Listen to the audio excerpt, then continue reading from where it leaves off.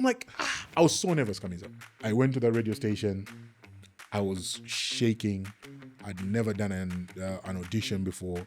Yeah. I spoke, I was shaking. The guys in there did not even pay attention to me at that time. That just started to fire me. I was like, anyway, let me practice. Let me do it. So I started practicing. It was an interview. There was back and forth. And the IBA felt, no. You didn't reel in this person enough and you let him just run his mouth. What happened? Here we go again. It's part of your legacy. He looked at me in the eyes and told me, you can't fail. Yeah. For me, I put my cards on you. You can't fail. You have no option but to do well. I don't bet on losers. Ooh. I don't bet on people that don't win. And I've seen it. You can't fail. If you fail, you're out of here. I think when it's all said and done, I just want people to just remember that I spoke for people that didn't have a voice.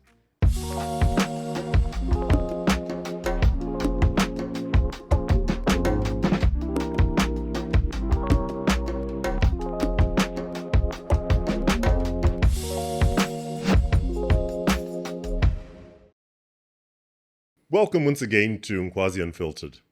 As you all know, this is a place where we interview and have conversations with only the most interesting people around. Today is an interesting one because we're doing a flip. This person we're going to be talking to is usually the one in my seat, having a conversation with people of interest and people who are doing stuff around the country. He's a personality that you hear more than you see. And in many cases, a lot of people have walked right past him not knowing who he is. But when he speaks, like, I've heard that voice before. He's a radio personality.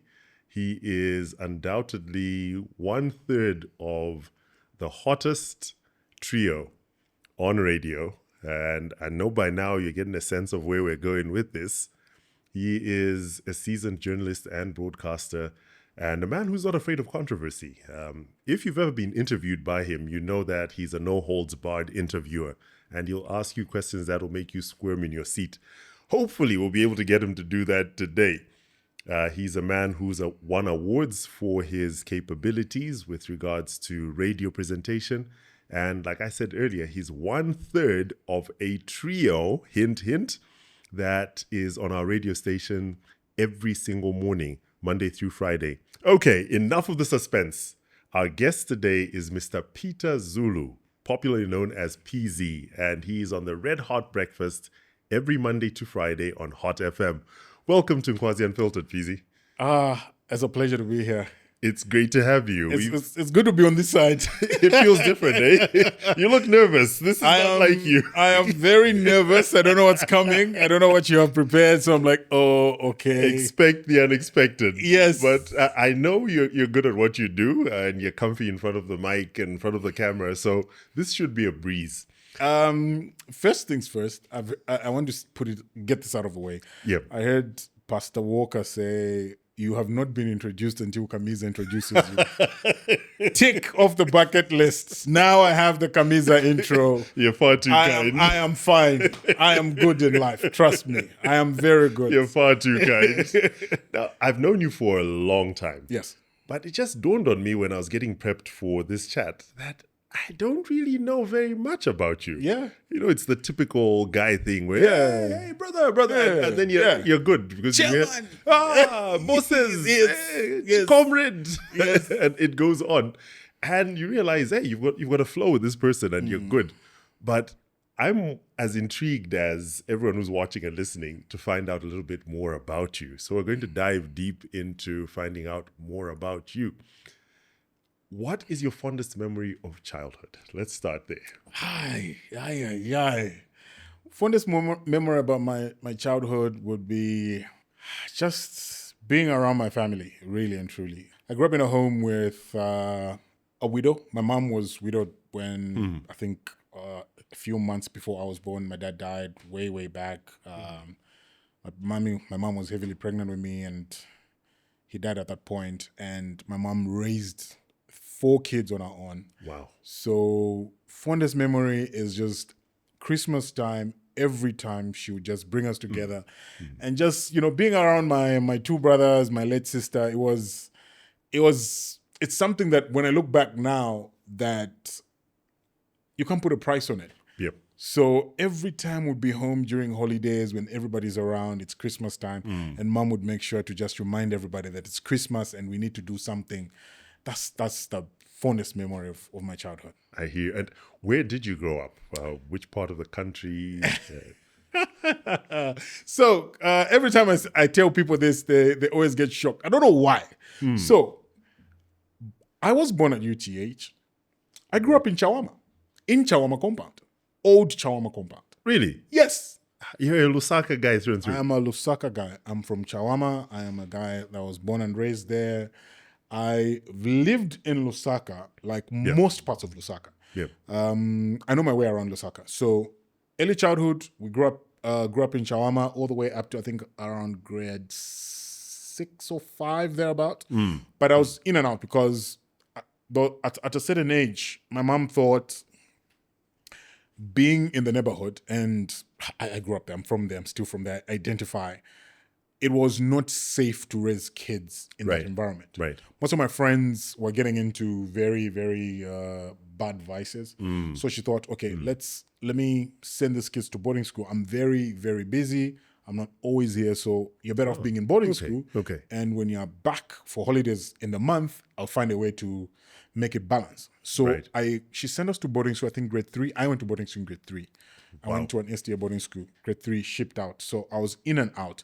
In as much I was, around the environment. At about grade 5 or 6, we moved from Chawama. We went to live in Emmersdale. Right. Right opposite what is now known as the Blessing Center. Right opposite the Vubu Road. So I lived house number 24, Vubu Road for some time. Then we lived in Emmersdale for quite some time. We moved to the other side of Emmersdale on Great North Road. Right. Stayed, spent a few years there until, graduated high school. And then life started lifing early for me. Right. Yes. So growing up, we lived in multiple places. From there, a bit of Chawama, most of Chawama, I still identify as that. A bit of Emmersdale, and then I moved out of my mom's house after high school, cause that was an early kickoff. So after Emmersdale, I made a lot of connections in high school. At Thornhill School, at St. Thomas, I made a lot of connections with a lot of people. So we still hang out. We're still boys. But after high school, there was this urge to do business. There was this urge to do business, a little bit of school and business on the side. I turned my hobbies into a business. A friend of mine, a very, very close friend of mine, once told me, he came home and said, listen, you have your own personal TV in your room and you have a video game. I've seen guys that are making money off this. So why don't we spend like our gap year, making money off this? So I listened to him and gaming culture. Yes, and we gamed a lot. And I was very popular for that in our neighborhood. Everybody knew, oh no, you're gonna play FIFA, you're gonna do that. Go and play PZee. I think. Oh wow. Go and play PZee. I think you can do something. So from there, it was the entrepreneur in me just woke up at that point. And my friend and I went and set up a whole game station. I went and pitched it to my mom first. I said, listen, mom, you see, there's this thing, we can make some money. And mom was very strict with me. With my other siblings, she was a bit comfortable allowing them to do risky things. Yeah. For me, she was very protective. Everything I did, everything, where you going, why though? What are you doing? Maybe because I'm the last born. Okay, I was the last born, and my mom and my elder sister were very protective. So in whatever I did or whatever move I tried to make, they would want to get involved. So I sat both of them down. I said, listen, my friend has got this great idea, and I think we can make some money off it. And if it doesn't work, we'll pack it. We'll pack the things back. So she was like, what do you need? I was like, I'll need an extra TV and another video game. She was like, we're not having it. Another game? No. Not we just happening. want to play. This and that. So we had this conversation with my mom, and my friend and I I went back to my friend and said, no, my mom's good. She's given us a green light. Yeah. And yet she had not agreed to do so. So I just moved my TV. I moved my video game out of the house. We went and found a little shop by Mandevu Junction. If you're familiar with Mandevu Junction, there's that 2-story building. It's called Gura's. Gura's, yes. Yes. So we found this store at Gura's and started our game station there. Oh, wow. We found another guy that was doing the business, but he didn't have the latest video games. So we went in there with our PlayStation 2s. We're like, listen, we'll turn this place around and whatnot. And Kamiza, we made a lot of money in 1 week. Oof. We made a lot of money. For teenagers, it was a lot of money. Yeah. I went back to my mom because she was doing transportation business. Right. So I put money in front of her. I said, your bus brings you about 1,200 kwacha every week. And I gave her an envelope. I said, count how much money we made in a week. And she counted, it was 1,700 kwacha. Ooh. And she was like, this can be real. You're just saying this because I was like, keep the envelope for me. Just keep it. And my friend and I would split them like that. So this week you get the other week, or we just split it in the middle. Right. And it just continue being better and better and better and better and better. And she just said, okay, this is serious. You said, how much did you need for the extra TV? There we go. I'm like, yeah. You impressed the investor. Yes. And my mom threw in some money at me and she was like, okay, go ahead. I'll buy you an extra TV. I'll buy you an extra video game. Yeah. Try and do that and see how much of it you can make. It ran for quite some time. Brilliant. Yes, it ran for quite some time. We made some good money from it. Fantastic. Yes. And you've spoken about being an entrepreneur, but that then leads to the question, how did this entrepreneur find himself in the radio and media game? Oh. What influenced you? What shifted you?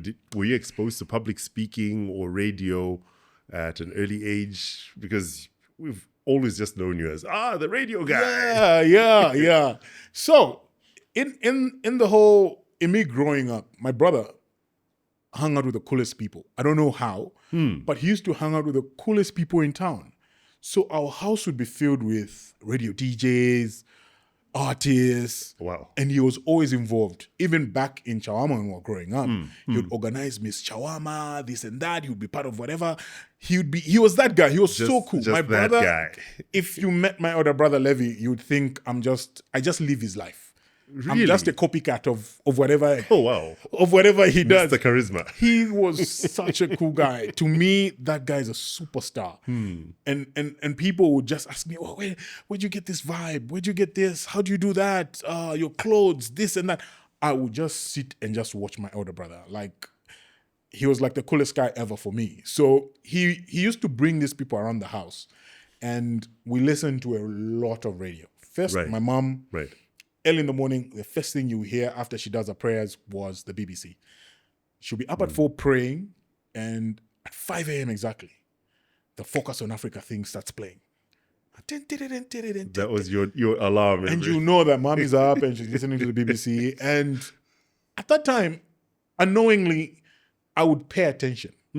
And I wouldn't lie today to say I listen to it and whatnot. No, I'm just subconsciously paying attention. Oh, there's that story. Oh, there's that story. Oh, okay. And then back then, we used to fight with mom just to watch the 19 hours news because she wants to watch the news. Yes. We want to use the TV for something else.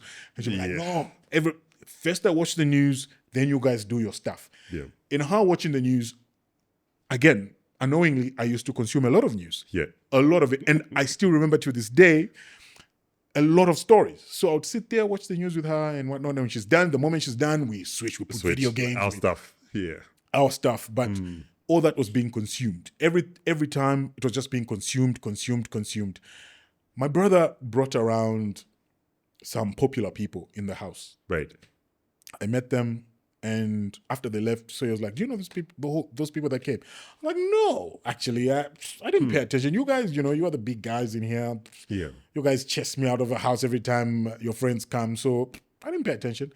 Then he said their radio persona names. Oh, that's who. So like, oh wow, those are the guys that are on the radio.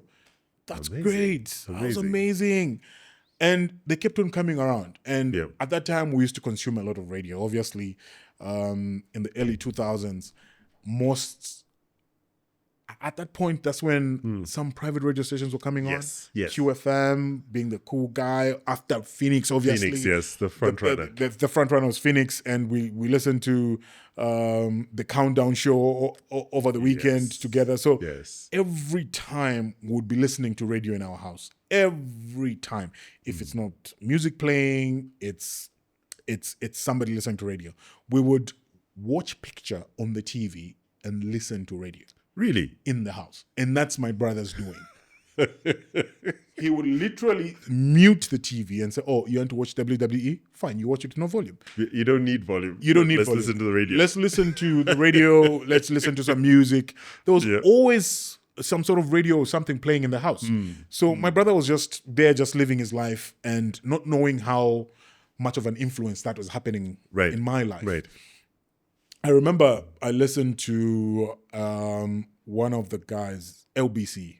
When LBC started doing the Rest morning his show, soul. Yeah. God rest his soul, Yeah. that man just lit up radio. Yeah. When I heard him do it, I was like, "Ish, this guy makes it sound so effortless, eh?" Yeah. It's like every time you listen to him, it's like you're just listening to a friend of yours, just like he knows your problems. You felt familiar. He knows your issues. He's so creative. He's just doing a lot of things.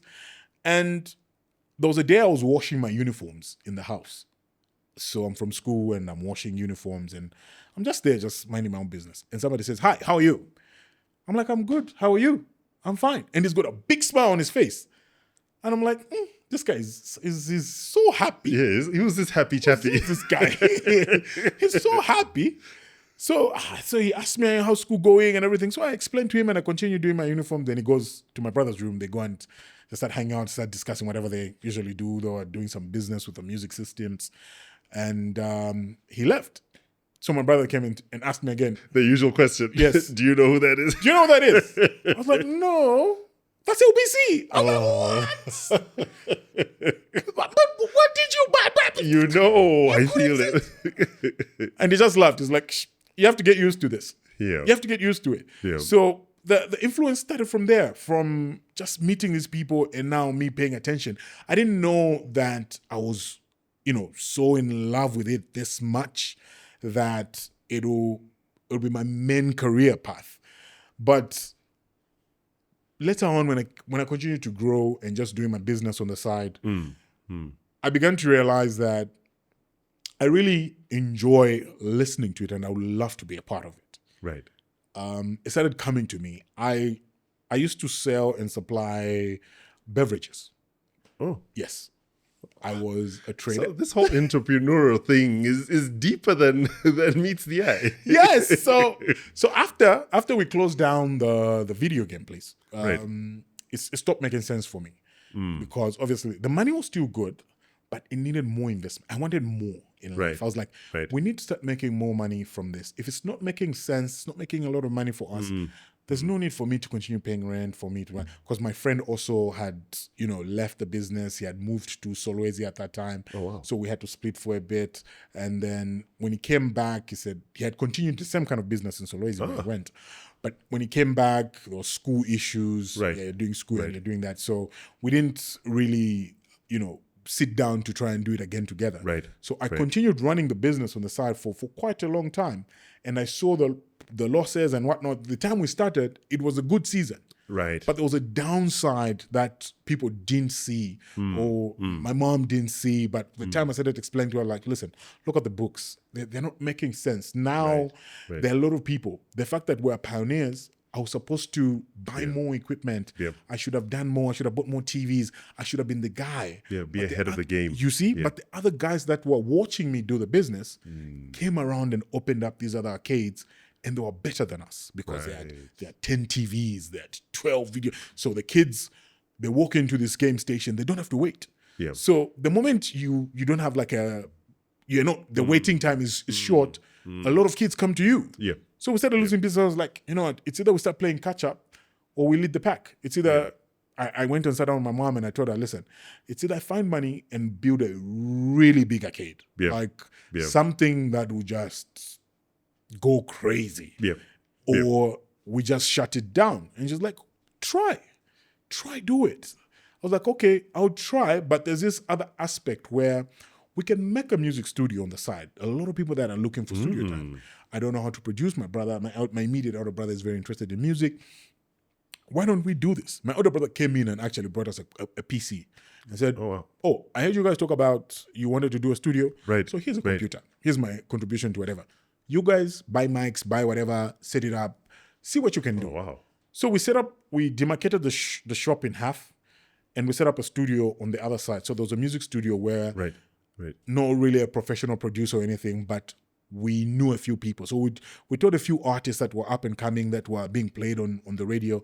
We told them, listen, you can come to our studio, record your stuff on the house, and then just say the studio name. There we go. Because we want to, get our name out there. And if our name is out there, we'll make money off the upcoming artists that would want to come and record. And we tried that model. It started working because a lot of artists started coming. They would just go, or I'll be coming. So during the day, you couldn't record because the other half is just noisy. It's an arcade and everything. So my brother has a friend who was a producer that would sit in the day and just make beats. So he would sit in there, make beats, work. The time would knock off if an artist calls to say, listen, I want to use the studio in the night. Right. Whatnot. So we'll just hand him over the key and say, okay, you can spend the night here and whatnot. We lock up and they're in there the whole night. So we started doing that a lot. But something very sad happened because one morning an artist said they were coming through and they said, listen, please don't lock one of the doors. I'll be coming to do a recording session, but I don't have the key to one of the doors in the middle. Right. So it's like, cool, I'll leave the door open. I'll lock the grill doors. So when you just come and unlock them, since you've already told me that somebody has passed on the keys to you. Right. I was like, oh, great. I came in the morning because I was there. I usually used to get there at 5:30 there. But so I come there at 5:30. I see my door the grill door is just like wide open. And I'm like, strange. I know the guys are in there. Maybe, but why leave the door wide open? So I get to the door, Kamiza, the store is empty. Cleaned out. It's empty. And I'm like, oh my God. I walk past the whole thing, and on the side, in fact, in the arcade, at that time we had DVDs, like where the video rental thing. Right. So we had DVDs on the side, everything was gone. Like I walked to the back, I went straight to the studio, opened it, nothing is there. Cleaned out. The guys even just picked up the monitor and smashed it on the floor. Spiteful chaps. Imagine. So for me, I was like, if there was ever a sign, this is the sign. I am not pumping money into this. Yeah. I'm not doing it again. I'll try and find some other thing to do. We sat there, we did reports and whatnot. My mom tried to encourage me. No, okay, let me just buy you 2 or 3. Right. Let me help you. I was like, I don't think we're still at that point where I need to be running back to you and asking you to, fund me and whatnot. I don't think I am at that space. So we had a conversation about it, and she said, no, you'll find what to do. Yeah. I know you've got the drive, so you'll find what to do. At that point, because I used to carry the actual video games home. For some reason, because the PlayStation 2 was very small. Yeah. It was very small. There was that slim version. Exactly. So I'd pack them in my laptop bag, like 5 of them, and then I'd leave my TVs in there and the rest. Clever. Yeah. So I just picked up the PlayStations and then went into town and I sold them and just left one for home use. And my brother at that time was doing something different. He was supplying beverages at Comesa Market. Right. So he came to me and said, listen, you can't just stay home thinking. There's this opportunity. You can come here, learn what I do, and see from everybody else that's trading here. Right. If it makes sense to you, stay on and see where you can make money. I was like, okay. I went back. At that time, I started using that money that I had saved up with the PlayStation. Because you're not reinvesting it now. No. Yeah. Kamisa, I tell you, at the point where my brother told me, let's do this, I only had 750 kwacha. Everything was gone. Everything was gone. 750 kwacha. We went back. I think I went to speak to my aunt at that time because I have my other side of family are farmers. So I went and spoke to them. They were like, that's little money. We can't start talking about farming with the scale that we're farming and whatever. You need to find more money if you are to get involved. Right. So like, okay, so I can't farm. I can't. All right, let's try this. So my brother just told me, listen, I want you to observe. I think you're smart. And he said this. I think you're smart. You're very smart. My sister, who was my cheerleader all my life, she's like my best friend. For her, she was just like, you manage. I know you, do it. So my brother just sat me down one day and just said, I want you to observe. Today, just sit here, soak it in. What these people don't know is how exposed you are and what you know. Right. So just soak it in, observe what they're doing. I know by the end of the day, you pick out something. So Kamiza, I was at Komesa Market. I sat there by his stand. I would notice people come, they ask for, I want this and this and this. They go, I want this. So I kept on asking questions. These guys that are standing by the road and coming to you and getting, what's their benefit? Why are they selling your stuff for you? It's like, they're adding a markup. Right. I was like, they're adding a markup. Like, yes, how much of a markup? Then he tells me the amount. I'm like, that's a lot. It's free money. That's a lot. Yeah. So he's like, yeah. So you've been sitting here for 3 hours. You could have made something. I was like, okay, let me try. Then clients started coming. I tried here and there. Lucky enough, there was this, I don't know, can I mention the brand? It's not on the market anymore. Okay. It's not on the market anymore. I think it was coming in from Congo or something. Push Cafe. So those like cases of it that were stacked next to my brother's stand. And the guy was saying, these things are selling like hotcake. I'm like, all right, they're selling like hotcake. As I was walking up and down, I bumped into somebody familiar that I knew that wanted 20 cases of those. So I told them, okay, the markup price, calculated, blah, blah, blah, blah. And I tell them, and they're like, okay, bring 50. I'm like, what? He says, yeah, bring 50 boxes. I went in there, got the 50 boxes from around. So my brother was telling me, here what you do is, so you need to, you take from other people, you bring it, but you need to make sure you pay everybody back their money, pay their them dues. Their dues. So before you calculate anything, pay everybody, sit down and then calculate. Kamiza, I'll tell you, after I did that order, I got another order. It was some wine that was popular. And I sat down at the end of the day. I had 3,500 kwacha. In one day? In one day. Oof. In one day. And that's a good, I think it was a weekend. It was a Friday of some sort. At 3,500 kwacha. I was like thinking to myself, I was like, this place. So he tells me. Then he told me, he's like, yes, now that you've understood what I was trying to show you, now the onus is on you to grow yourself. Right. So this money that you have, this stand, because I supply, I don't need it. So get that money, get stock, put the stock on the stand, and continue doing what you're doing. And that's how I started supplying beverages. I started here and there, 1 case, 2 case, 3, 4. Before you know it, I think 6 months down the line, I had a good network of supply of customers that I was supplying within Lusaka. Right. And I was supplying them at a large scale. I was supplying a lot. So the guys that were bringing in the beverages started telling me, listen, if you want to grow beyond this, you need to start directly importing. Right. You need to start now going there, you import. I was like, but my money's not enough. How am I going to do it? It's like, we'll squeeze you in our truck. So whatever you want, whatever monies you can change into US dollar, give it to us. Right. We'll throw in your little boxes. And then when those boxes come in, you'll be able to make a bit on it. And that was impressive. Yes, that was a good ride. I mean, we were making decent money for a long time, and from the stand that was, and it was just like in the sun. And when I say stand, it was like the old Komesa Market in the sun. Nothing fancy.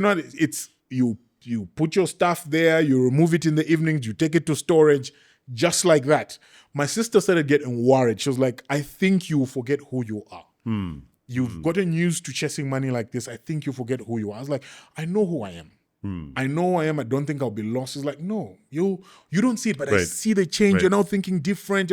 You need to be balancing these things. I was like, don't worry. Yeah. We're making money at the end of the day. We just need to make the money. When we make the money, well, she was like, no, I want you to leave that place at some point. You need to give yourself a target.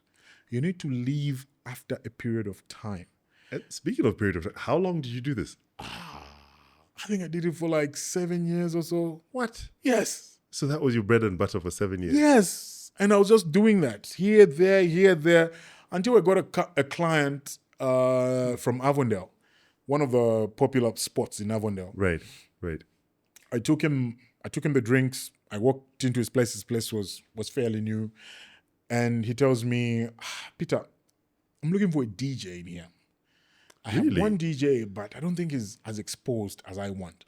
So I'm like, oh, okay. I have a friend who can actually DJ. He's been trying to do so, but he's learning. He's starting out. Him and I can bring him over in the evening so that you try him out. Right. I'm like, okay, cool. Right. So I take him to the club in the evenings. He plays. The place goes crazy. And we're done, and I go to speak to him again. He's like, I like your guy. I want to hire him. I'm like, all right, cool. Then he's like, why don't you play?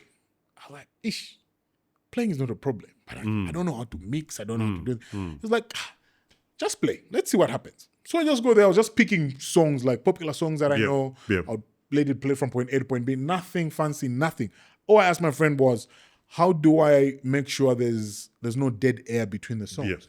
So it's like, okay, the easiest way to do is just backspin. When you play the song, backspin it to this and play this. Right. And then, so I spent like 2 hours doing that. The place was packed. So the guy's like, guys, let's make a deal. I want you guys here every weekend. Come through Thursday or through to Sunday. Wow. So I was like, so weekend gig now. Yes. So I would do that stuff I was doing, at the market, trade. Right. And then weekend, I even knew. Thursday, I'm in Avondale, I'm playing at the club. So I kept on demanding for them to install a mic in that place. Right. So I was like, no, demand for what? Why do you want a mic? This is a club. I was like, I think it will hype up the place. Interaction. So after they did that, I started talking more on the mic than the guy. So I started saying, listen, this guy's mix more than me. I'll be more interactive. I'll ask people to scream. I'll ask people to sing. So I was doing it, and it was working. And one day, a short little lady came and knocked on the door of a short booth. And I was like, you? Yes. What song do you want? Because everybody would come there and request for a song. I'm like, what song do you want? And she's like, you should try radio and not this stuff. I'm like, what do you mean? He's like, your voice is pleasant to my ear. That means a lot of people can tolerate it. So I just smiled at her. I was like, you're being very kind. You're being very polite. And I appreciate you. Thank you very much. I know what it takes to be on radio. I know people who are already on radio. I know what the caliber, I know what it demands. So, but thank you very much. And she was like, can I get your number? I want to do something for you. Since you think I'm just bluffing. So I'm like, all right, cool. But I gave her my number. Then the following day, she gave me a call around 10. She said, oh, you have an interview at one of the radio stations in Lusaka. Really? One of the big ones. Yes. One of the big ones. Go out there and try it out. I'm like, So I called my friend. I was like, remember that girl from last night? She actually set up something for me at a radio station. Amazing. I'm like, I was so nervous coming up. I went to the radio station. I was shaking. I'd never done an audition before. Yeah. I spoke. I was shaking. The guys in there did not even pay attention to me at that time. They did not pay attention. Wow. They just clicking on their computer. Oh, yeah, what's your name? This and that. Yes, one of the guys told us you're coming through. Yes, want to listen to you. So I auditioned. The guys didn't pay attention to me. I could even feel in my spirit, oh my God, these guys are not, they're not paying attention. They're not in this. The guy that was supposed to help me get, the gig for a late night show or something, he wasn't around. So they paid zero attention. After that, when I left the building, my friend just looked at me, didn't say a word. We were in the cab and just went back to the shop. No word at all. But that just started to fire in me. I was like, anyway, let me practice. Let me do it. So I started practicing. I started doing things. I went and recorded a proper demo. I called Flavor. told Flavor, listen, Yep. I need to record a proper demo here. I need something that I can take to another radio station. Right. That whenever they play it, they will pay attention. Like, who's this? What's this guy? I was like, all right, cool. He called me. I went to Hot FM in town. I found TAP. He was the production manager at that time. Yes. So TAP sat me down and TAP recorded me and he started coaching me. He was like paying attention to whatever I was doing. He's like, no, say it like this. Oh, do it like this. Intonation is everything. So I was like, okay.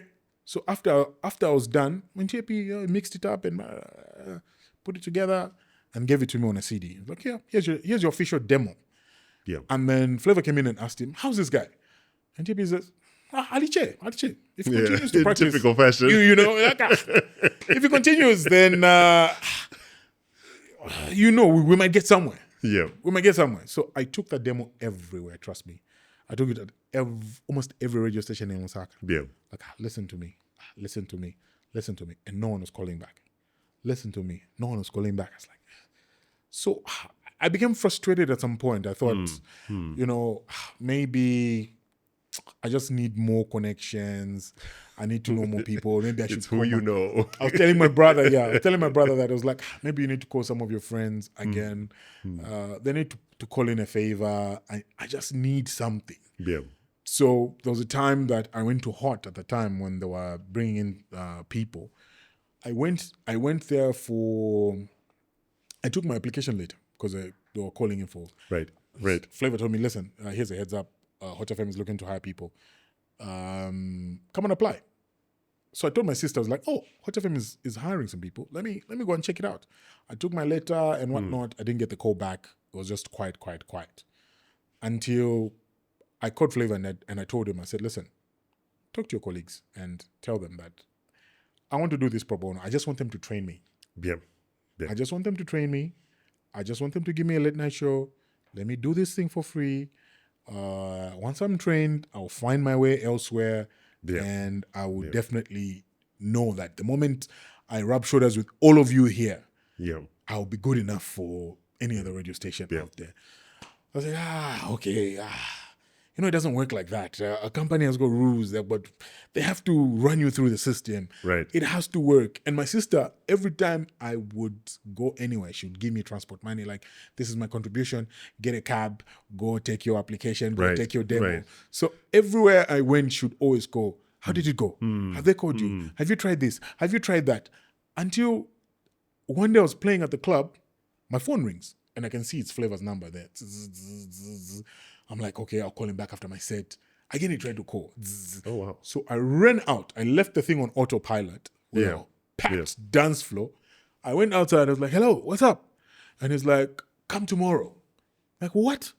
Come tomorrow at 8 for your interview. Oh, wow. Oh, okay. I started looking for my friend who I used to DJ with. He was a close friend of mine. Yeah.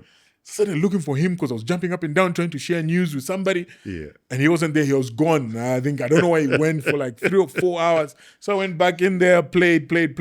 When it's time to knock off now, it was all quiet. I was like, then he shows up. I'm like, I've been looking for you, man. I needed to share this. I needed to share something with you. What's up now? No, I'm going to Hot for an interview tomorrow. Yep. I'm like, oh, okay. Okay. That's great news. I went home, told my sister, is what's happening. I've been called for an interview. And I think she was like, prepare, please. Yeah. Prepare yourself. Be ready. Yeah. Make sure you know everything. I was like, bruh, I listen to Hot FM every day. There's nothing that you can ask me about Hot that I don't know. That's home. I listen to this station every day. So I went into to the interview. I sat, I think there was JT. There was myself. There was Elkanah Luam, the one that played Tando in the first, I think, a few seasons of Zua. So we were the three of us that were being interviewed that day. So JT's interview took quite some time because JT was already like a legend on radio. Yes. So I was even telling Elkanah, because when we sat across each other, then he asked me, he was like, bro, why is there a guy taking so long in there? I'm like, you don't know who that is? He's like, no. So I'm like, that's JT. Yeah. What do you mean? He's like, he's a big shot. He's a legend. Yeah. He's done this for a long time. So I'm sure it's just a negotiation in there. They're not talking to him about hiring. This thing is about you, me, and maybe somebody else that's coming. Yeah. Coming here. I'm like, oh, okay. I kind of went in, did his interview. I went in there. I was nervous, Rick. Nervous, Rick. Man.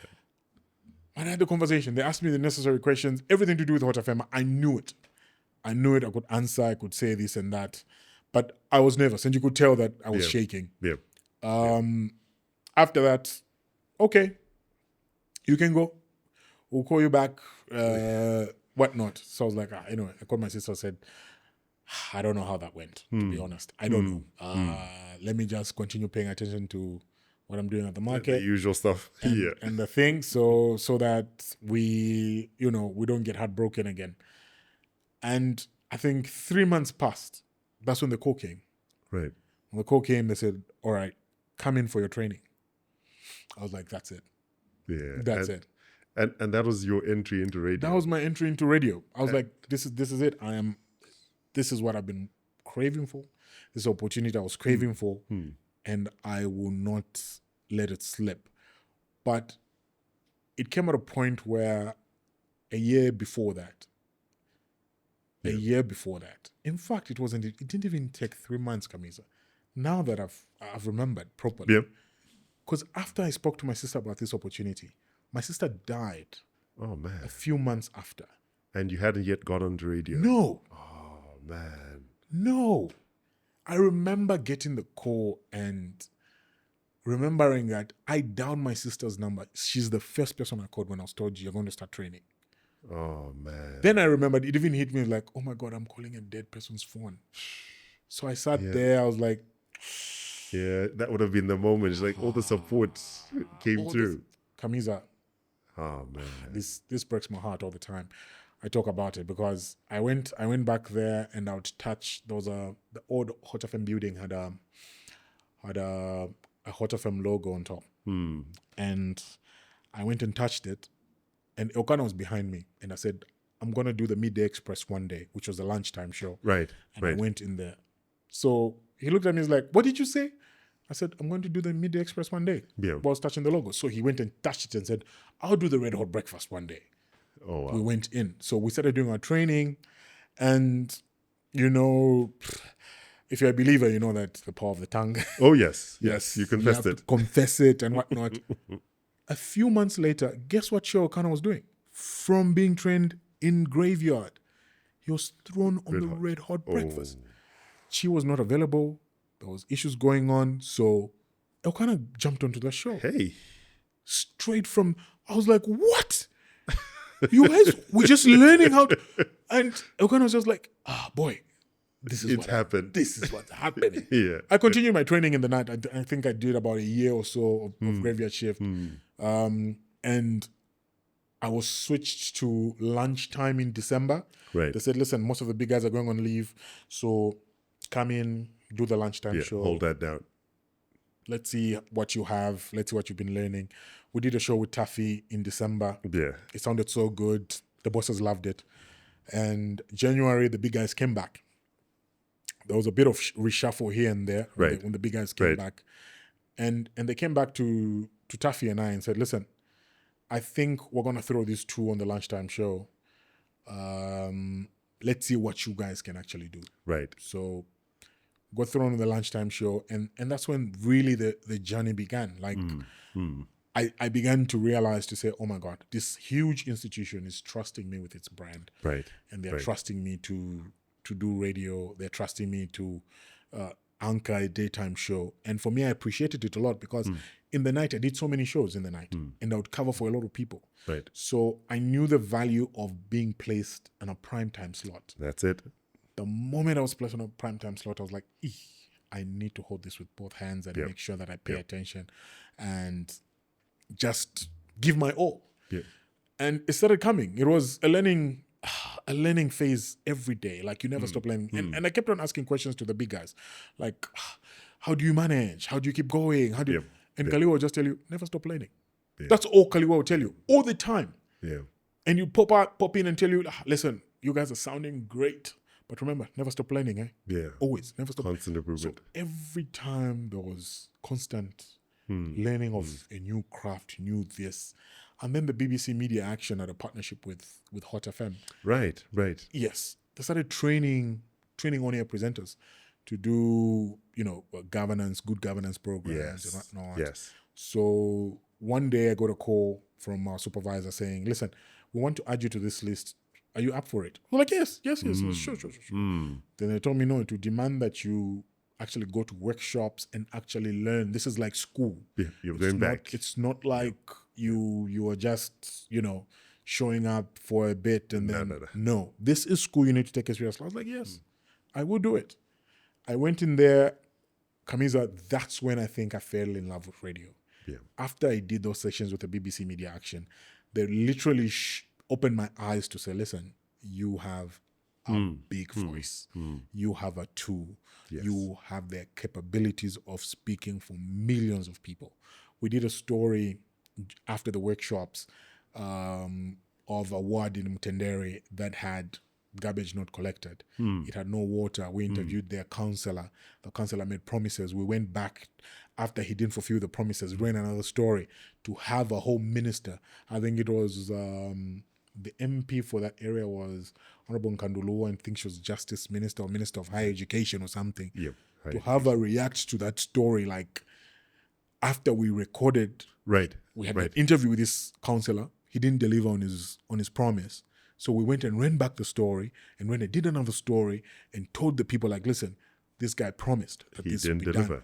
But I am walking right now. The pile of garbage is still here. The water situation is still the same. And everything that was promised has not been delivered. The minister heard that. She was livid. She called the councillor. This is something simple. Why can't just her reaction to the story just made me realize to say, listen, there's something big here. Serious power, eh? There's something big here. And if you give it your all, you're going to help a lot of people. Yeah. And for me, it took me back to where I grew up, because I know what it's like not to have a voice. And I know what it's like to be in a room and feel intimidated by the big suits, the eloquent people, and you're just seated there and you're saying, who are we? And you'd think that, when you're exposed to a lot of things, or to just the level of exposure that we have now, you would think as if everybody thinks like us. Okay, you think everybody's aware that they've got their right start here and the end here. You think that they know that they can say all these things. It's something simple, but it's not like that. The people that live on the other side of life. And for me, I thought it was God placed me in that situation to just help me realize, so listen, you know both sides of a coin. You've lived here, you've lived there. You went to private school, you went to government school. You've done all this. You know what life is on both sides. So here's your opportunity. I'm giving you a chance to speak for people. Speak for people. You highlight something about speaking for people. You are a hard-hitting interviewer. I've listened to you interview people. It's all fun and games when it's an entertainment segment.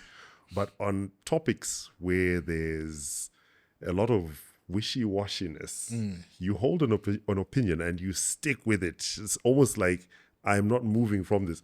Is that genuinely a position you hold, or is that a technique you've developed over time to be able to draw out conversation? You know what? First things first, I should give credit to the late Zachariah Chavula and Mr. Oscar Chavula. I've had the privilege of being mentored by these two great people that are very confident and that want the truth all the time. And they would always say this, speak the truth all the time. You don't have to defend the truth. So speak the truth all the time. If you know you're telling the truth, just know that I will back you. As long as you're telling the truth all the time, just know that the nation will back you and the people will back you. So don't be scared to tell the truth. And it didn't just happen overnight. I'll tell you this. After we did that stint with Taffy on radio, on the lunchtime show, we got pushed to the drive time show. I think 3 months into the drive time show, I got a call in the middle of the night telling me, hey, we're switching your show.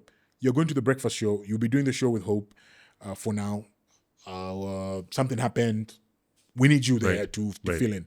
Right. I go in there and I'm doing that show, and it's a whole different ball game. Yep. You're speaking to different people, Completely and different audience. have been trained quite all right, sufficiently, okay. But being on the morning show and doing interviews at that level Right. is different, Right. because you're given a very short window to say, Yes. listen, we have 10 minutes and you need to squeeze in as many questions as you can and get the answers for the people, and don't bore the people because it's morning. We need to keep moving. Everyone's on the go. Everyone's on the go. So you're talking to people that, decision makers and the CEOs and whatnot. And once you're dealing with that, you need to, keep it moving. Be quick. Be quick. Be Get to the concise. point. Let's go to the That's questions. it. Don't dilly-dally. Just ask. So it had to be drilled into me time after time after time. I remember the first interview I did on the breakfast show was with former Home Affairs Minister Stephen Kampyongo. He chewed me up. You were seasoned and you No, you see? you weren't ready. I wasn't ready. I was not ready. And at that point, I was chewed up, and I'm being chewed up by the team. They're telling me, you're not doing a good job. You need to hammer more. You need to do this. I'm in the review meeting, and I'm being chewed up some more. And the boss is just, being very frank. It's like, dude, you have to wake up. Yeah. You have to wake up. You have to do the show. You can't be a fan of the show. No. You have to be the guy that does the show. And I need you to be that guy. And I remember Mr. Oscar Chavula telling me, it was a time where I think he saw that the pressure was getting to me. Yeah. And he sat me down. He's like, I wish people could see the other side of Oscar Yeah. more. Yeah. He's such a human being. Yeah. And he sits me down and tells me, Peter, you have to be brave. You have to be brave. I've got your back. You have to be brave. You have to do it. But more importantly, he looked at me in the eyes and told me, you can't fail. Yeah. For me, I put my cards on you. You can't fail. You have no option but to do well. I don't bet on losers. I don't bet on people that don't win. And I've seen it. You can't fail. If you fail, you're out of here. Man, that's serious motivation. Like, do it. Get me, it done. I remember the conversation vividly. I'm like, no, It's you that can't serious. You can't afford to. Yeah. You can't. So go in there and do what you need to do. And I know you can. So I was like, okay, let's go. Yeah. I think I remember one of the interviews that started after training. Now, after Yes. the Kampyongo baptizing me Yes. and whatnot, I just decided, okay, let me watch a bunch of interviews. I went and got a lot of interviews, a lot of BBC interviews, because the Right. BBC were telling me, Right. listen, this is how we do it. Just go, hit hard. If someone is not answering the question, just keep going. Ask Yeah. away, and continue asking, and make sure that people are clear that this person that you've put in office has refused to answer your question, because Exactly. it's not you asking for yourself, it's you Exactly. asking on behalf of the people. So the next interviews I started to do after that, I just said, listen, I know you're there, you're a big guy or whatnot, but here you're here to answer questions. I'm the boss. That's it. You are just a guy supposed to answer the questions, and I'm going to ask them in a way I see fit. And I'll ask them without fear, without favor, whether you're offended or not. I will ask you the questions. An interesting occurrence. We fast forward to 2023, and there was an interview. And that was like a heated one. Yeah. And I think this was probably an opportunity for the powers that be at the station to put their money where their mouth is at and say, we've got your back. Yeah. I remember IBA came through and there was sanctions about a certain interview with a highly controversial individual. Walk us through that scenario. It was an interview, there was back and forth, and the IBA felt, no, you didn't reel in this person enough and you let him just run his mouth. What happened? Here we go again. It's part of your legacy. Here we go again. Kamisa, that incident that when I hear civil society organizations refer to it, when I hear other politicians refer to it, that's when it clicks in my head. Like, oh, they're talking about me. Oh, they're talking about that interview. But, in the moment, when we did that interview, again, credit to Mr. Chavula and how he runs the business. I was not aware of the drama with the IBA and what was going on until it was posted on social media. I was really protected with like, this is not your stuff. This is not, Leave this alone. you don't have, This is I our business. only saw that letter when it was leaked on social media to say IBA complained about how I conducted an interview and they thought I could have done better. And I saw the response that was given by the station. Because of the way our system is, Right. it wasn't a thing that I was supposed to deal with myself. And the people powers that be were dealing with it, and they dealt with it. Okay? And they dealt with it and they responded to it. But in them complaining to say of how I did the interview and whatnot, I was like, come on, I've done many interviews. Right. I've done so many interviews. Right. You have to go back to the interviews that I've done. And I think you can't question my professionalism. You can't question my ability. For you to start questioning it, who's putting you under pressure to question all those things? Who's really asking those questions? Right. There were other items that happened before then, other important people and a very important person that also called me out about how I interviewed some former ministers in the past and said, no, he could have done better. He should have asked this question. He should have done this. guys, this is my job. Your job is to govern and run the country and do whatever you're doing. Right. But on this side, I ask the questions. Since when has it become now your thing to start telling us how to do our jobs and answer these questions or ask these questions? If it doesn't please you, it doesn't please you on that day. Let's move on. When it pleases you, you're okay with it. When an interview goes in a way that responses are given and then that you're not happy with them, then all of a sudden we're your enemy. It doesn't work like that. We're always on the side of the truth. And every time we try to get the truth out or tell the truth, it's going to hurt somebody, but it's the truth. So instead of saying you didn't do a good job, why don't you say, did he lie? The fact check it. Did he tell a lie? Was he lying? Right. Were the questions that he asked, were they not factual? I think that's where it is. Where, unlike saying, oh, I think you should have asked more follow-up questions, but listen, play back the interview. Right. Listen to the questions that were asked. Listen to the responses that were asked. And you're just not happy because they painted you in bad light. Okay? They painted you in bad light. So... And obviously, having been emboldened by the level of support, which is now authentic, I mean, talk is cheap. A lot of employers will tell you, we've got you. Yeah. And then when the rubber hits the road, you're on your own. Yeah. Like, no, young man. So you knew what you were doing. No, that is not the view of...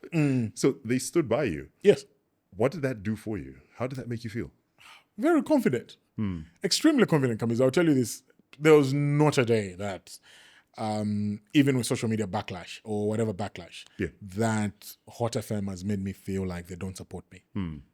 There's never been a day. They've given me huge opportunities. Huge opportunities.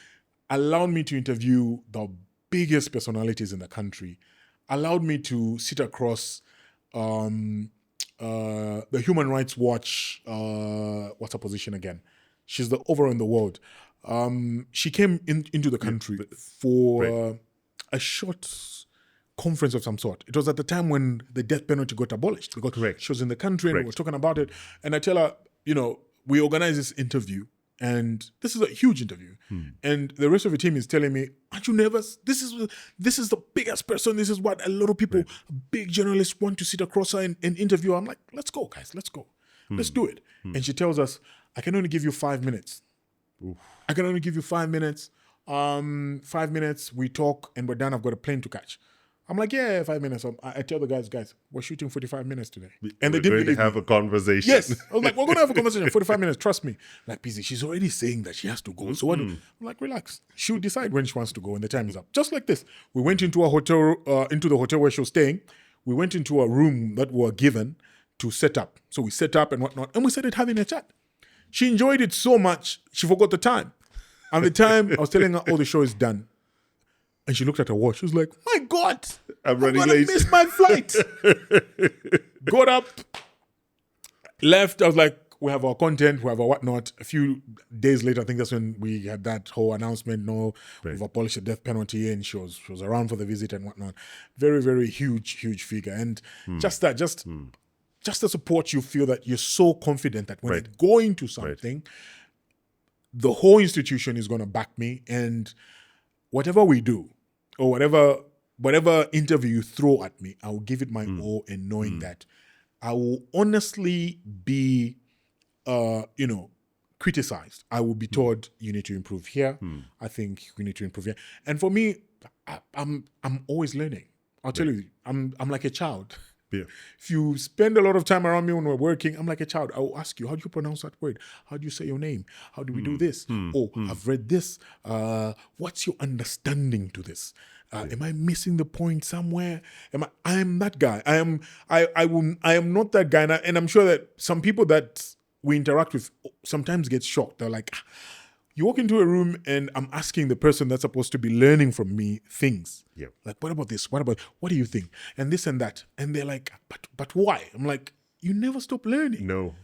The moment you say you are the guy, no, your graph starts to dip. it starts to dip. It's over. It starts to dip. So for me, it's always learn, and always be ready to say, there are different opinions about how you do your work. And when you are told that you could do your work better, work on it. Because the criticism is not to you as an individual. No. And it's something that I had to teach myself also, because in the beginning, I would be offended. Yeah. This is not right. Personal. This is not Like, smart. This is not what. You see where you're reading these comments and you're thinking, they're saying, I'm not smart. I'm not. But I took a turn to it and I started saying, okay, they're saying the work is not smart.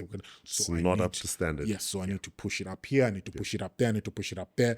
And a lot of people would get surprised and say, but how do you keep going? I was like, these are all building blocks. Yeah.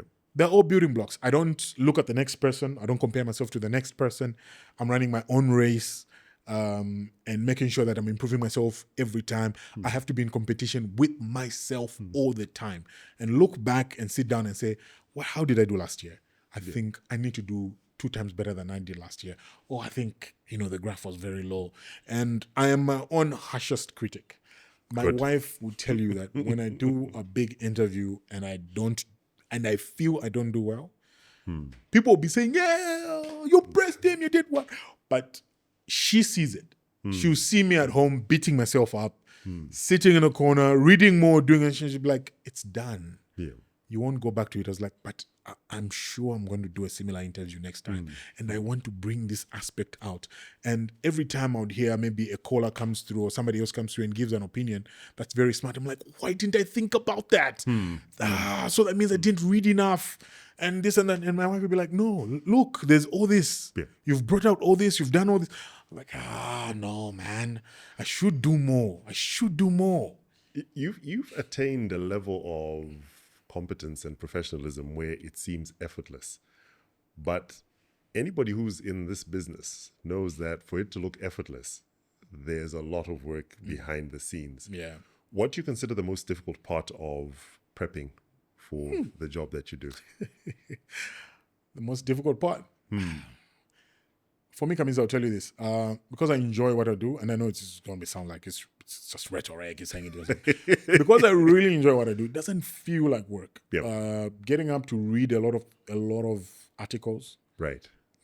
It might be difficult, but the job entails that you read a lot. Yes. A lot of articles. Even when you're just going up in your free time, just pick up something that, this will help me. So the research bit is bulky. Yep. You need to really, really do it a lot. But with the system that we have at Hot, it's made it seamless. We have a system that works. You have a producer, you have this and that, you've done your research, but you're feeding into a system that is working. Right. So at the point where the interview is going on, you might not see it, but there's a lot of information being passed also in that moment. Yep. And people will not see that bit to it. They will not see the side. They will not see change. Let's change direction. Let's do this. Scrap that. All those. There are times when you ask one question and the guest has answered all the questions and you have 1 hour to go. Exactly. And they're like, okay, scrap that. Let's focus on this dimension and let's keep going. But if you don't read and if you don't do your research, that becomes a problem. You're stuck. But if you do your research, you know that you're okay. You're like, okay, since you've answered all that, okay, there's many things to Let's discuss. move. Let's move. There's this, there's that, there's this, there's that, and you keep going, and you keep going. But for me, I think what will be challenging for most people will be the research bit, because you really need, the moment you stop reading, you fall back terribly. It will show you, it will expose you. In our job, if you don't read, if you don't research, It shows. it shows. You will tank. Yeah. You will tank. It will show it to be very, very loud. Yeah. Yeah, so I think the research bit, I'll highlight it as a very important, but difficult, I would probably put it on guest booking. I think getting proper guests, because you chase them for months. Yes, because listeners, the listener wants you, even you here, I think you know how hard it is to get people in this chair. Yeah. You think? Yeah, we've been trying for a while to get you into that chair. It's hard to get people. Guest booking is an art. And there are people that do it so well that when you find them, leave it to them. Yes. I never argue. When I meet a producer that is also a good guest booker, I'm like, do your job. Bring me the person that Sometimes, you feel. there'll be times when they'll call me and say, maybe this person is more familiar with you. If you call them, I'm like, oh, great. I'll do it this one time. But I know how hard it is. I do a weekly show also away from the morning show, a show in the evenings, the one I pre-record. Right. It's very hard to do it. So I find myself having to do 3-4 episodes in 1 week. And I'm just picking to say, okay, if the relevant subject does not show up this week, we're playing this one. This one, If right. this one goes. If not, this one. If not, we're running the one from last week. It has to go because we needed to talk about something different. Right. So I think guest booking for me is a very, very important bit about prep. That's very, very difficult, because there's people that you want to listen to, the ones you want us to ask the serious questions. Correct. They're not always available. No, they've got schedules that are tricky. No. Tricky. No. Now, you obviously are a very popular individual, and you have fans. Let's be you're being modest here. I'm telling you, I've never. Stop trying to be modest. I've never looked at myself like that. Never. But trust me, they do. They consider you our celeb. You do it on a daily basis. It's second nature now. It's like breathing. It's muscle memory. Like, okay, I know this is what I go through. But in the years that you've been doing radio, especially after going on to prime time, what is the weirdest interaction you've had with someone who's heard you on radio? Like in person? Yes. I don't think I've had a weird interaction. Everyone's polite. They do the whole Zambian polite thing. Oh, no, being on radio, I think also it really saves me, because most people know my voice. They don't know me until I speak. Yeah. Most people. Yeah. So it saves me a lot. I might have forgotten, maybe I'd have had an interaction that was awkward, but I haven't had something very, very weird happen besides somebody being very polite to me. Being extremely polite. I remember I was on the Copper Belt and somebody recognized me. I was at Kafubumo, and this guy just walked up to me and said, "Bruh, I love what you do for our country. Oh, wow. I love what you're doing. Yeah. What are you here for?" I was like, "Oh, I've been booked. I'm doing some work at the stadium tomorrow.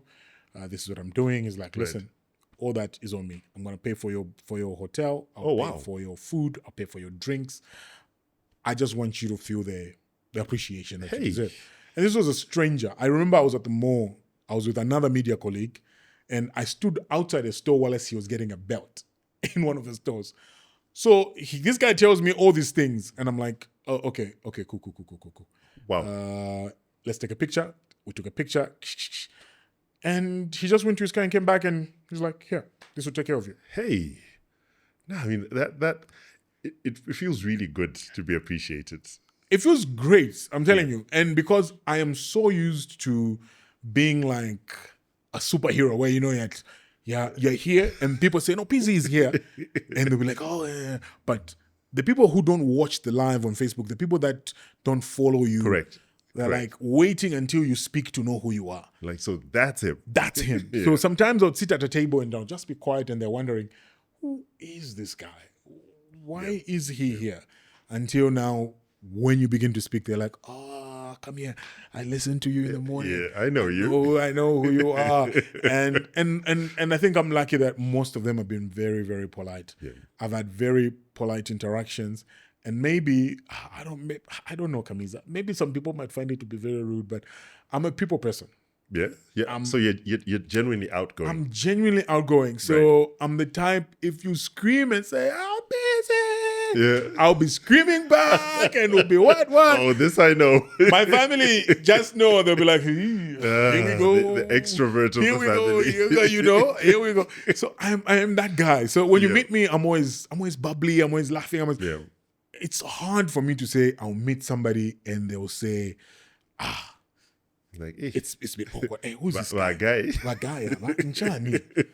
What's going on? No, I'm not. I am not for that energy. Yeah. I usually call it out when I see it. So if somebody did it to me, I would be very, upset about it. Yeah.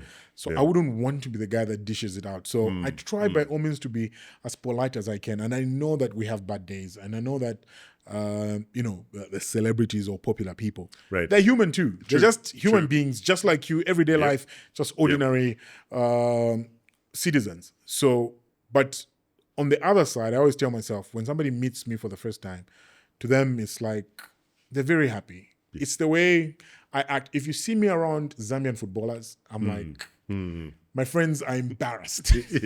Like, my friends are embarrassed. I'm telling you, I was in the gym one day. I'm doing a bench and Patson Daka passes like, I see Benson Sakala pass. As I'm Edward Chilufya, I put the bar down. I was like, hey guys, these screamers, what are you doing at my gym? What are you guys doing? What's going on? And I'm at the games and it's the same thing. You'll find me watching Zanaco. I see, and I have access to these players because I'm a huge Zanaco fan, and the club, thank God, they've recognized that I'm a huge Zanaco fan, and they make sure that I help out in a little way that I can. I do the stadium announcements. So I'm there with the fans, cheering the fans on and every time. But I will still look at our players and just go like, my God, this is Tinkla Sinkala, the Tinkla Sinkala. When I saw the team that was playing against Argentina announced, I was telling the boys, guys, our boys are going to play Argentina. And Tinkla and Frederick and Wilson Chisala, these are boys I watch every week. Every week. And to see them play against Messi, I was so happy. You should dream come true. I was so happy for them. You lived the dream. I was living through them. I was like, guys. So I understand people when they rush to celebrities and they want to. I understand them, but for other people that are popular, it's different. I understand that your face is first in people's faces, your family is in people's faces. I'm lucky enough to be the voice and not the face. It's something you've managed and juggled really well. You are a public persona, but you have a very private life. And the aspects of your life that we just don't see. How do you manage to curate what goes out and what doesn't? You obviously have some very good boundaries going on there. I think this happened early on. There were some times when I'll do a show and the trolls will come after all of us on the show. These other pages, political pages, will start coming after, and I'll notice some of my colleagues would go through the most. Their families would just get put in the on social media, and they'll just start getting scrutiny, and they'll get. So I was like, my family did not choose this life. I'm the one that chose this career. I'd rather take all the heat. If you're gonna say something bad, say it to me. Don't say it to my friends. Don't say it to my family. Leave my family out of this. There was a time that my former colleagues were getting so much heat, I had to unfollow their pages. I even told them, listen, I was so upset reading the comments that I feel if I meet those people in person, I would really want to ask them one-on-one. Like, please say what you said online. Show me that courage. Face to face. Face to face. And I live by it. And the people around me that have been around me long now will tell you that I live by it. The people that I've approached, that have said things that are very important, and I've walked up to them at events and I've said, you are saying so many things on social media and I've seen it. So I want you to say it to me. Don't smile, use the same tone. And I want to look at you as a man and you tell it to me. And they'll be like, no, why are you taking it so serious? It's like, no. After you type, you forget that there's a family after that. Yeah. After you type, you forget that there are people that are reading with feelings beyond that. The same way you have the right to give an opinion is the same way I have the right to react to it. Yeah. And I'm reacting to it, and I want you to just say it to my face and say it like a man, or just put it out there plain. There we go. So I just decided, listen, I wouldn't want any of this hate to go to my wife or my kids. So I don't really put them out there. I don't know how I would react. And I feel for people where you wake up in the morning, people are making fun of your family. Or they don't have this, or he's this big, but they don't have this kind of hair, or they don't have these shoes. Look at the nails. Hey, the kids don't do this. What school do they go to? I really feel for a lot of people that are popular and have to go through public scrutiny every day. And now you are forced to live a certain standard that some can't even afford. True. To try and impress people who don't mean anything. You see? Yeah. For me, I've just put it behind me. I'm like, listen, you will find me. You will find me in places. I will be in dingy places. I'll be in places. I make it a point. I play football. I used to play every Sunday before I lost my knee. What happened? Cruciate is gone. It snapped. We're playing a game. So my friends from Chawama have got a team called Gamers. Right. And we have some that are bus drivers. So we said, listen, there's a portion of us that play video games for fun. And there's a lot of guys of our friends that ended up being bus conductors and bus drivers. Yep. So you guys make a football team, we make a football team, and we'll play every Sunday. Let's play. So we always used to meet up, gamers and drivers, and would play every Sunday. And those are people that I grew up with in Chawama. Yep. Every Sunday you would find me hanging out with them, and we're playing football. We're at the Miller's farm. We're playing football. So at the Miller's farm is where I even hurt myself. My boot got trapped in the grass. Oh. So when I was turning, it snapped in half. Everything gone. Okay, I feel that. I know. I thought it was a small thing. So the boys popped it back in, and I got up, went to the hospital. I think they just like put a bandage on it, and then I went to work for like a week, and then I think the little threads that were hanging snapped, completely, and my knee collapsed. Gave way. Ooh. It just gave way, and I remember I was at my friend's place. We were having game night, and I just went. They just caved in. That moment you regret asking. Yes. No, I feel your pain. I feel your pain. See? So after they did all the scans and I was told, no, you need to have surgery. I was like, what? No, we need to do what? You cruciate your what? I was like, couldn't you just tell me a broken bone or something? Oh, man. So after that, so football I do. I'm even scheduled for a match. But I wear a knee brace, which has like metal plates, steel support, right? Steel support in the sides and whatnot. So to keep it in shape, because I love playing football. I love. What position do you play? First, I was a fullback. Okay. I was a fullback. I played centre back. There was a part of my life where I tried to be a pro. So there's that side to it. And then now, because of the size, you can only knock the goals in. So let me just stand up front and try to knock the goals in. Stay on side. So stay on side and just finish. So playing striker role with the boys, and we have a nice kick about. And Your support system at home, how do you decompress? I know for you to be on air that early, you obviously leave before the sun's up. Yeah. And then the rest of the day happens. By the time you're done, obviously the family's doing stuff. Yeah. What's your decompression? Decompression. Or do you just keep going? Are you one of those? No. I think I've done this for quite a long time now. I think I've done morning radio for 8 years. Yeah, I think I've done it for 8 years. And in that process, my wife has been with me through and through. Yeah. The time, even because she celebrates, I'm telling you, she's a huge fan of me. You can't get better than that. You see, so she's such a huge fan. So she celebrates the wins. They're like really big to her. Yeah. Everything is really magnified to her.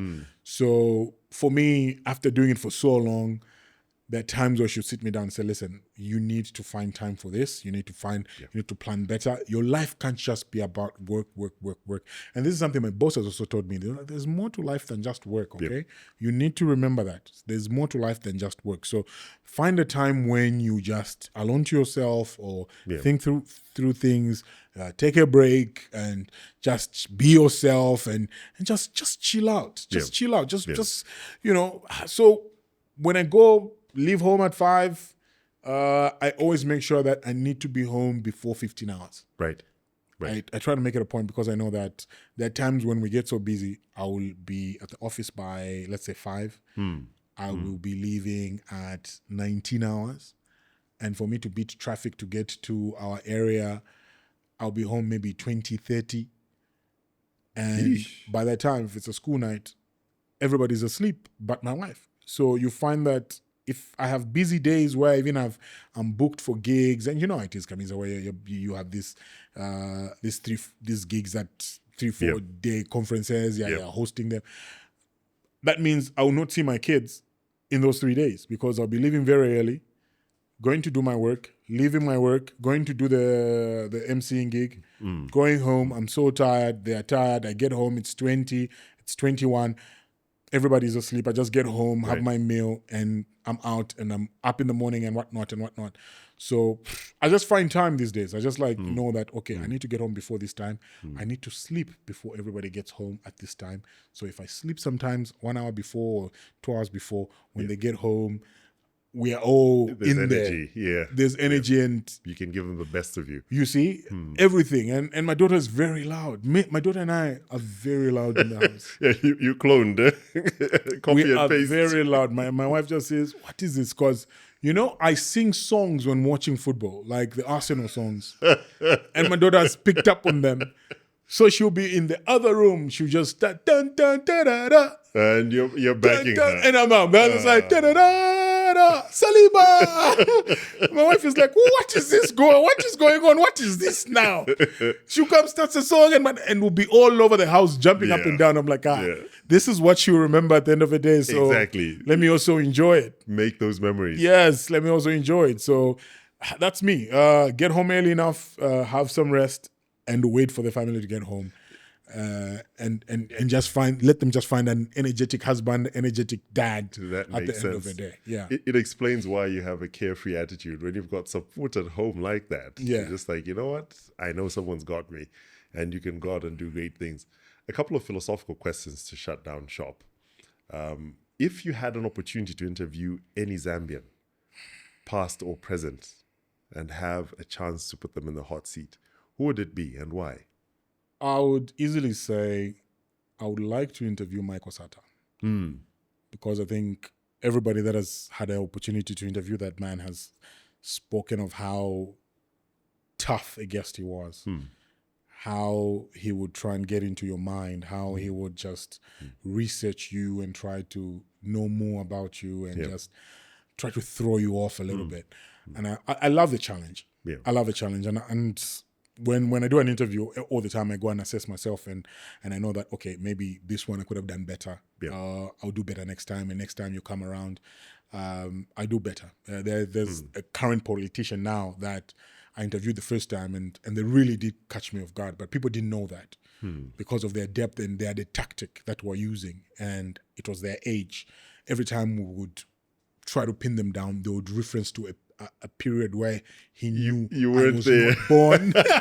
So I was like, okay. So he doesn't know this, but I've picked up on that. Yeah. So the other times I've interviewed him have been seamless, and I've been because I knew now to say, if you go to this era, there are these things that happen, and I will press you on them, and I will do this. So I would have loved to sit down with Michael Sata, Michael Chilufya Sata, one-on-one. Let's have a conversation. Yeah. And let's do this. There are other leaders that I would have wanted to interview besides Michael would be top one. I think it's unfair if I only mention Michael. I would have loved to interview Anderson Mazoka. I would have loved to interview BY. Mwila? Yes. Well, yes. I think those were that club or that cadre of politicians. I think they were cut from a different cloth. They had some, there's certain class to them. Yeah. There's a way they carry themselves. There's True. a certain level of principle. And this, Zambia first.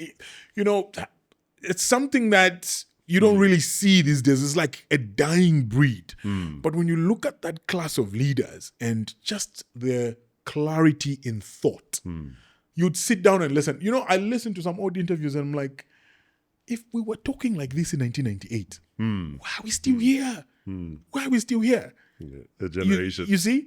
So for me, it will go back to those class of leaders. But those guys will be my top three. I would want Michael first, have a conversation with him, one-on-one. Obviously, he would try and bully me, and I would try and bully him and see how much I can get out of him. I would like to interviewed the late Anderson Mazoka.